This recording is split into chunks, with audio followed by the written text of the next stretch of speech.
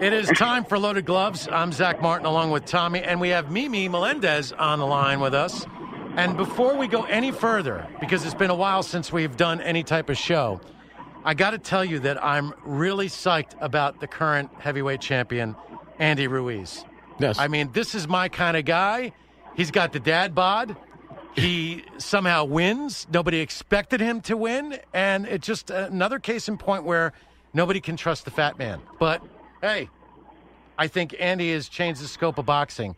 Mimi, what was your take when you were sitting watching that boxing match? Did you expect that outcome? Absolutely not. I was completely in shock. I think most of the world would agree with me. But I will say that Andy looked fantastic. He did what needed to be done, and he came out victorious and very well deserved. Do you think that his training type of, protocol is going to be adopted by more boxers? Snickers. Put on more weight, you know? I don't really think so. I think that actually, I've seen a couple interviews since the show, and he's actually said he wants to get an AJ bod now. So we'll see. No. Why would you do something like that? I'll tell you, though, he can box. There's a good boxer under that fat body. Uh-huh. There is a great boxer, boxer. When you look at George Foreman, for instance, there was a time where he wasn't exactly svelte, and he was able to hold his own. So maybe it's just another one of those. That's what I said. Every once in a generation, there comes that atypical fat man that really can make the world move, literally. Well, there's another fat guy, too, the kid from Copiague, Long Island, Adam Konecki, who's in the top 10, he has his first feature August 3rd at the Barclays Center. Same kind of build. Actually, Ruiz is fatter, but Konecki's undefeated, wants the title shot, wants Deontay Wilder, or wants Tyson Fury, or wants Ruiz. He wants anybody, but they wanted to give him August 3rd his first main event where he's the main person on the card to get used to being a headliner. So that's August 3rd, and then he's trying to line up one of the belt holders for November at Barclays at November. Well, so I'm hoping that'll happen. One of the belt holders, Andy Ruiz, has them all. He's got the WBA, IBF, and WBO. Look at this picture. This is fantastic. He looks great. He's my new hero, you know? Well, because he likes to eat. Yeah. He's actually getting a promotional contract from Snickers, too. That's great. I think that's fantastic. Yeah. It adds some more dimension and brings in a bigger fan base when you can have some sort of partnership deal with Snickers. So, Mimi, what do you think we should be looking forward to in the next few weeks in regard to the heavyweight division? As in the fights coming up? Or yeah, give us I would say some of the fights coming up that you're really excited about. I really like this Kaunaki-Ariola fight coming up. I think that we still haven't seen the best of Kaunaki.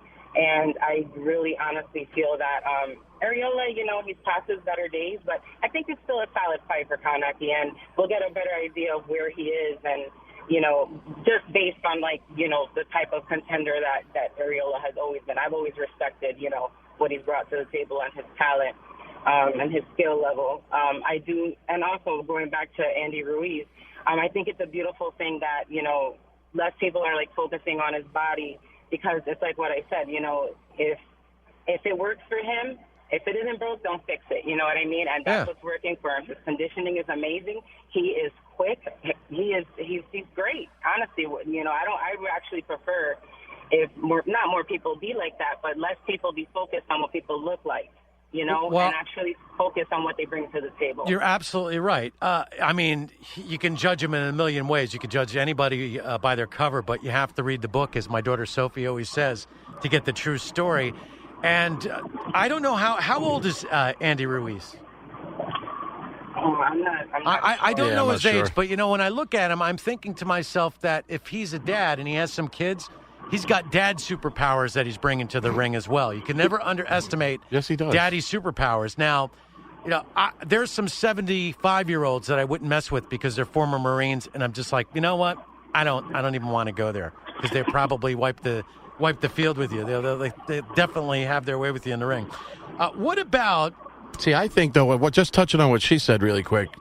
About not focusing too much on your body. Anthony Joshua was the best built heavyweight out there. He's too big. He has too much muscle buildup in his shoulders and his upper arms and his chest, and he gets tired just from holding his hands up high. He can't even defend himself after 6 rounds. he's never going to actually go anywhere unless he goes back to the leaner version that he was when he was an Olympic champion. Well, that's just body mass, and muscle is heavier than fat, right? Yeah. But, I guess there comes a point if Andy gets too big, that's going to work against him too. So he's got to find that balance. Yes. You don't want to get you don't want to be butterbean. Mimi, you were looking at the fight. What did you think about Andy Ruiz's type of boxing? Oh, I thought he was sharp.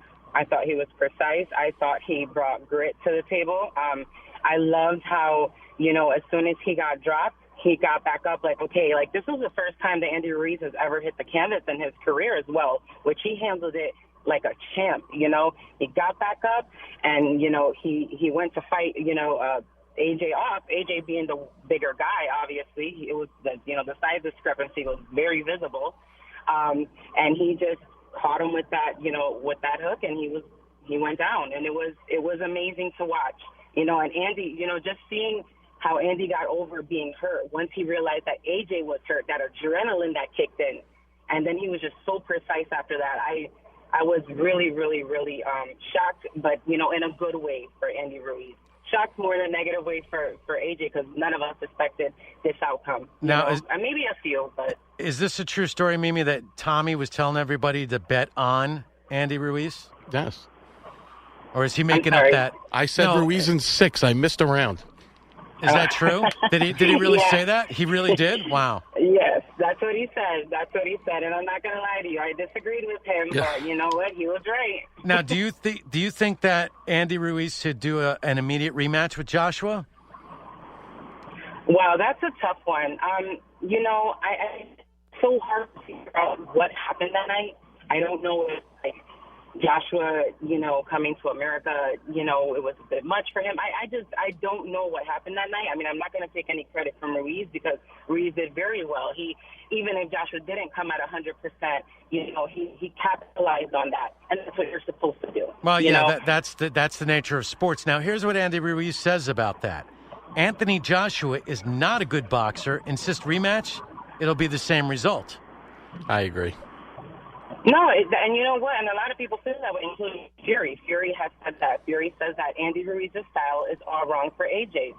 And part of me does agree with that. You make a good point, Tyson Mimi. Fury's the man. And Tommy, we've seen this across the board in sports where some teams just do not match up well against. I'll give you an example. You talk about Super Bowl history. The Patriots have a hard time matching up against the Giants. And look at how many times that the Giants were able to knock them off. Or in the NBA Finals, you had Toronto Raptors were able to knock off the Golden State Warriors. And nobody saw that come. And by the way, they didn't take it to 7 games. No, but somebody at a network I listened to actually said that both of those things brought up the same 2 things. That what they have in common is that they do, the Patriots and the Golden State do bad against an opponent with confidence, not necessarily more talent. But if you go into a match confident, Andy Ruiz was the only one that thought he was going to win. Everyone else was against him. Yeah. And he said every single time, did you guys forget my amateur record? His amateur record's like 105-5. So that confidence, he carried it in. And if you're confident enough, especially in the heavyweight division, you can just close your eyes and throw a punch and hopefully get a knockout. But that's not even what happened. He really did outbox Joshua. He went down. I mean, Ruiz went down. He got right back up. Everybody was laughing. Everybody was saying it's over. And I was like, man, you guys don't understand this guy. First of all, even though it makes no sense, I'm going to say Ruiz is a little guy. For a heavyweight, his height and his reach and everything, he's incredibly small. Mm-hmm. He's got one of the shortest reaches. If he fights Tyson Fury's got a foot in length on reach on him. This is like a Joe Frazier type of boxer. Yes, stature. But with big hands, but with a big right hand that he knows how to set up well. Throw it straight, something Mimi's favorite fighter, Deontay, doesn't know how to do. Oh, we all like Deontay Wilder around here, especially Sophie. She loves Deontay. Now, I'm going to say that this Ruiz boxing story, he's not a fluke. I think he's the real deal. No, he's good. And I think it's going to be very interesting to see what happens next. And congratulations because he is Mexico's first ever heavyweight champion. Yes. That's fantastic. Yes, go Ruiz. Yes. Yeah, well, Mexico's been wiping out all the competition recently. All right, dear. Anything else you want to add to the conversation while you're driving around? Because we don't want to get in trouble with the law. No, I just want to really say congratulations to Ruiz. It's an amazing story, and it could not have happened to a better, more humble guy. He deserves it. Thank you very much, Mimi. We'll be hearing from you down the road in another episode of Loaded Gloves. Hopefully we'll get you in the studio in the near future so that we can have more in-depth conversations. Anyway, be safe as you drive around town, and we'll speak to you soon. All right, take care. Thanks a lot. So it's very interesting that you guys are both sitting there and you both had a different perspective during the bout. I just always admired your ability to diagnose what's going to happen before it happens. You are the genie. I mean, usually 9 times out of 10, You've been right. If I would have bet on that one, I'd own an island. Yeah, well, now, but this is the problem with you and I. Skip that one. The betting's good when the money's on the wood, but when it comes time to making the bet, you and I usually go, nah, forget it. I told everybody to bet that, and nobody did. So, what about Amir Khan? He's done. I think Khan's done. Yeah. I mean, he also said that that Joshua shouldn't demand immediate rematch with Ruiz. For the embarrassing performance that he put on his last fight where he quit, he should just go away. The only thing I like about Khan is he's got an interesting Twitter. He's kind of fun. Speaking of which, on social media, I have to tell you. Yes. I think it's time to recognize a person who is in the ring each and every day and does an amazing job. Yes. She never is late to the gym. She always shows up. She does hard work on this. And I've seen the results on Facebook.com/loadedgloves, is Sophie. Yes. Sophie is doing a terrific job. I mean, you talk about a heavyweight in social media. I mean, they're what a champion. So thank you very much, Sophie, for all the work that you do. I don't think our page would be as incredible as it is. It's a lot more active than it's been, definitely. It's really, she does an amazing job. And she loves boxing. I mean, I don't know what it is. Ever since maybe she was, I don't know, 7 or 8. Now if she knows how to set up a YouTube channel, I'd be ready to go. Oh, she does? I have no idea. Oh, we can do that for you. Oh, yeah. I went on there to start a YouTube channel and started watching videos about people who think they're vampires. So that's it was like a little segue. The Genie and I got distracted and I couldn't. The problem is, that's your life is one distraction after another. It's it says maybe. It says, you like boxing, you should like this video. And I clicked on a real-life video of a guy in Wyoming that thinks he's a vampire. It literally took us about an hour to get Tommy ready for the show. Not that we weren't prepared, but we're just getting him ready to talk. He's talking about his knee. He's talking about Germany and Nuremberg and all kinds of things. I have to get him clear my brain. It's like it's like the trash bin on my computer. I got to empty it before I could take new stuff. I got an email from this guy, George, who's a big fan. He follows us on Facebook. He listens to Loaded Gloves when it's available, which is, I'm going to tell everybody where they can get it. You can subscribe to Big Fat American on iTunes. We're available on radio.com, which is a huge audience for us. Stitcher, Spreaker, TuneIn, you name it, we're there. Also on the stream that you can find. iTunes, I just said so. Oh, okay. Sorry about that. Big Fat American. And you can also listen to ZachMartinRocks.com and hear the stream.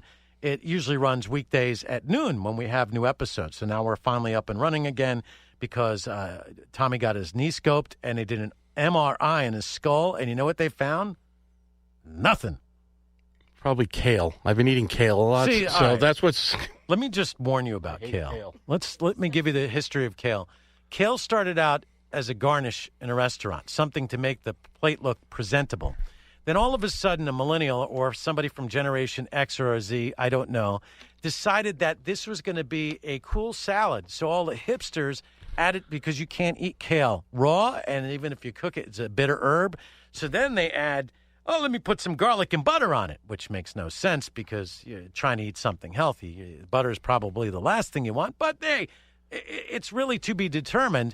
And then all of a sudden it makes it from a garnish to some sort of salad on a daily basis and to part of your entree. And it turns out of all the different vegetables that you can have, the different leafy vegetables, that kale has the most pesticides on it. So you're actually doing damage to your body. Well, it adds flavoring because... What kind of flavor? I don't know, but I'm on a diet that I've now named the Eat or Die. I'm on the Eat or Die diet. If I don't eat, I die. And if I eat this crap, I feel like I'm going to die anyway. Yeah. Because it's hard. Like, quinoa is not a real food. It's not. The quinoa stuff they use to, like fill up sandbags to stop floods from breaking. You know, people. Like, it's terrible. People throughout the world listen to this show and they think these guys really they concentrate about absolutely stupid stuff. So, having said that, let's move over to the venues because I find this really interesting. When you go to experience a boxing match, whether it's at Barclays or MSG, specifically, I love heavyweight boxing. Yes. I love Golden Gloves. We got the Olympics coming right around the corner. We're going to be covering all of it. And the trials are going to be at the Garden. Right, and hometown. who knows? We're going to be at some of those boxing matches for the Olympic trials. And then if everything goes our way, maybe we'll take the show on the road and make it to the Olympics in Japan. Would that be great? Tokyo Olympics? Yes. I think that would be one great. of the countries I want to visit, actually. Yes. I do, too, because we would be giants among men. I like short people. Yeah. I do. I'm not sleeping in one of those retractable bed pods, though, that slide out of the wall. See, that's not happening that's worth to me. it. And we would go Facebook Live, and then we'd put those videos up on YouTube. I'm not sleeping in that. Let's talk about some of the now, Madison Square Garden is the world stage. When you think of boxing, you think of Madison Square Garden. I'm thinking Friday Night Boxing. I'm thinking about even on the honeymooners. Man, go to Madison Square Garden to watch the matches. It was a big part of who we are as Americans, specifically as New Yorkers.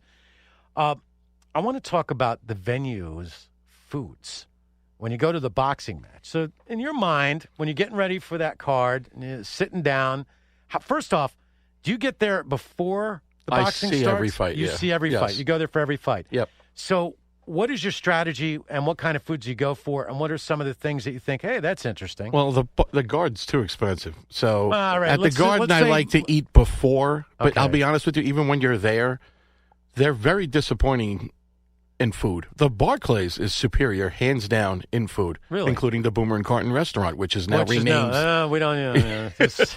But they just have the Barclays caters to different ethnic groups, where the Garden just wants you to get hot dogs and hamburgers and pizza, and it's not exciting. I've been to a couple Rangers games. I thought the fare was pretty decent.